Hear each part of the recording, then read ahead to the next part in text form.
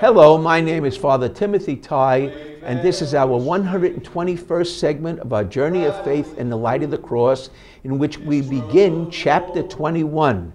And we go to our screen and we see the theme. The light of resurrection enlightened Stephen to see heavenly Jerusalem as the eternal inheritance of Israel. What is the inheritance of Israel? Judeans, in order to receive it, had to crucify desperate clinging to earthly Jerusalem to accept and not reject Israel's heritage in Jesus. All right, we go to our next screen. Acts 7:5. God gave Abraham no inheritance in Israel. God promised the land of Israel to him as a possession. So he's talking to Abraham. Nachal, the word for inheritance, means lot, portion, share, or inheritance, and it's not very clear, so they struggle to understand it from two sides. The one side is the Jewish side, and now the new interpretation by Stephen. We go on and we read there, as Luke edited Acts in 85 AD, his sources reported that Stephen, and Luke also, were influenced by Philo and God's grace and warned Israel that their desperate clinging to Jerusalem spiritually blinded them, which led to the rejection of Jesus. They already put him to death, but it would also cause the destruction of Jerusalem. So it's a very different emphasis from Peter's preaching and will lead to Stephen's death. We go on to our next screen. Stephen and also Luke, so Luke is reading through Stephen to Philo, read Philo, who wrote, Judean rulers in blindness would reject God's plan just as they rejected Hellenists, Galileans, Samaritans, and Arabs. Thus they would reject their inheritance in Jesus. Philo used other scriptures to explain the true meaning of inheritance. And he used Psalm 15, verse 5, the Lord is my portion and my cup, fair indeed is my inheritance. Diaspora Jews, being wayfaring strangers who couldn't own land in foreign countries very often, wanted a heritage no one could take from them. Philo saw the true inheritance in one life with God. So when we're oneness with God, especially for priests and Levites, they could not have land even in Israel, priests and Levites. Inheritance was not land or possessions. It was oneness in God. We go on to our next screen. Philo also used Hannah's canticle at the dedication of Samuel, when she finally got pregnant and gave birth to Samuel. Before the pregnancy, she had felt rejected. 1 Samuel 2, verse 1, she says, my heart exults in the Lord, for the Lord puts to death and gives life. He raises the needy from the dust. He lifts up the poor to a glorious heritage. The poor miraculously can be led by God to a wondrous heritage. And he says this is what's important, giving birth to children, the life we share with one another, and the lifeblood that we receive from our parents. Hannah's canticle is similar to Mary and Elizabeth's canticle in Luke, and it contrasts with the Judeans who exalted themselves and put down all others. Okay, we go on to the next screen. Parents' lifeblood is the true inheritance, not land. So Acts 7:6, God said, your sperm shall be strangers enslaved in a foreign land for 400 years. But I will judge that nation, Egypt. You will return and worship me here in this place. Then God gave Abraham the covenant of circumcision. He fathered Isaac and circumcised him on the 8th day. So when they went down into Egypt, it was the lifeblood they received from Abraham through the wondrous birth of Isaac, and that was the heritage that was marked by their circumcision, and that was the true inheritance that kept them for 400 years. Isaac was born wondrously by the will of God, remember that, so all Israelis would know you were not born by accident or mistake. All are circumcised and dedicated to spread God's justice, and you're born by the will of God. Now we go to our next screen, and we see Stephen in Acts 7:8 gives one little line that's so important. Isaac circumcised Jacob.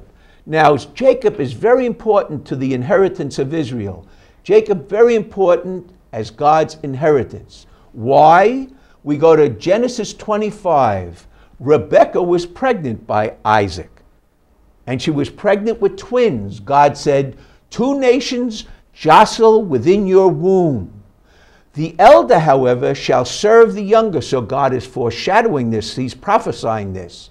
Esau came out first, and Jacob came out second, gripping Esau's heel.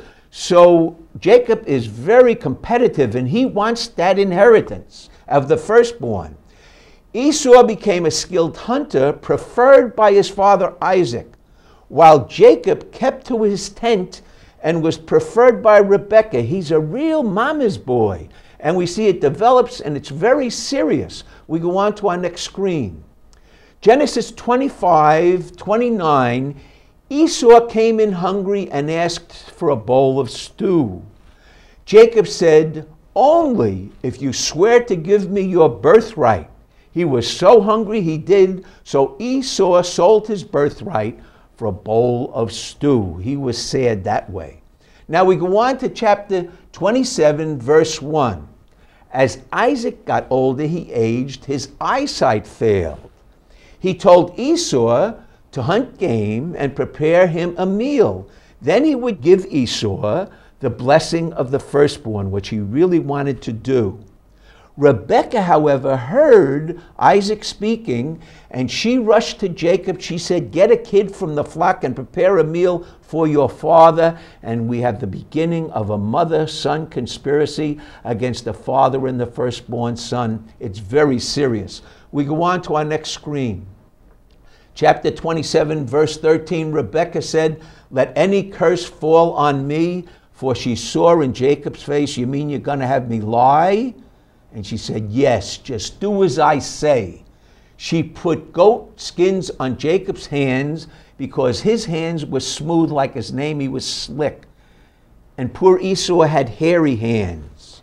Jacob brought the food to Isaac, who said, which son are you? He was suspicious. Jacob said, I am Esau, your firstborn son. A blatant lie. Isaac said, come closer, son. Isaac felt his hands and said, the voice is Jacob's, but the hands are Esau's. Isaac said, come closer and kiss me. And we go to our next screen and we read, as Jacob kissed him, Isaac blessed him, saying, my son's fragrance is a blessing from the Lord. Rebekah, in her shrewdness, had Jacob put on the clothing of Esau so he smelled like him, and poor Isaac was convinced it was Esau. And he continues the blessing, let people serve you and nations pay you homage. But then Esau came back. Isaac asked, who are you? He said, I am Esau, your firstborn son. Isaac trembled uncontrollably, knowing he had been deceived. He said, who did I just bless? For he must remain blessed. I cannot take back the blessing of the firstborn. Isaac said, your brother came by guile and he stole your blessing. He says this to Esau. We go to our next screen. Esau said, he is well named Jacob. He's slick and full of guile. That's what Jacob's name meant. I will kill him after mourning my father. Genesis 28, verse 10, but Jacob quickly departed with Rebekah's help and rested at a shrine. As he slept, he dreamed that a stairway extended up from the ground to the sky with angels, being messengers, going up and down, symbolizing that God would speak to the world through Jacob, Israel, and the world would speak back to God through Israel, Jacob. The Lord said, in your sperm, Jacob, all nations of the earth shall find blessing. And thus, he not only got the inheritance, but he got it approved by God. And we have to ask the question, why did God give approval of Jacob's deception and guile and lies and the conspiracy between him and his mother? And we'll hopefully answer that in segment 122. Thank you so much for joining us for this 121st segment of our journey in the light of the cross. We hope you continue to journey with us.